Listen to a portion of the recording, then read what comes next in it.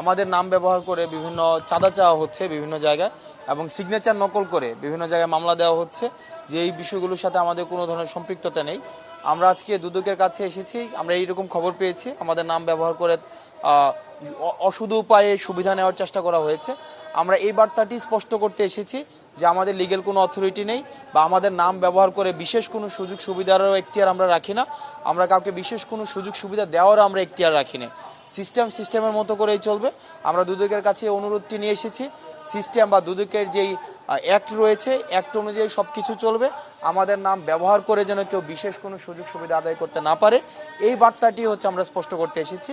এবং সারা বাংলাদেশের বিভিন্ন জায়গায় আমরা দেখেছি যে সমন্বয়ক পরিচয়ে বা আমাদের সিগনেচার নকল করে মামলা দেওয়া হচ্ছে, হয়রানি করা হচ্ছে।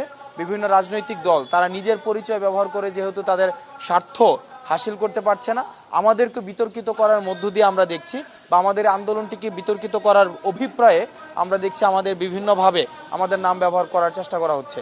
আমরা আপনাদের মাধ্যমে স্পষ্ট করতে চাই, আমরা যারা সমন্বয় করেছি আন্দোলনের, আমরা এই সমন্বয়ক পরিচয়ে আমরা বিশেষ কোনো সুযোগ সুবিধা আমরা দাবি করতে পারি না। তো যারা এই সমন্বয়ক পরিচয়ে বা এই পরিচয়টি ব্যবহার করে বিশেষ কোনো সুযোগ সুবিধা দাবি করে তাদেরকে আপনারা আইনে সোপর্দ করে দিবেন এবং বিদ্যমান যে আইনি কাঠামো রয়েছে এই আইনি কাঠামোতে আপনারা তাদেরকে সোপর্দ করে দিবেন।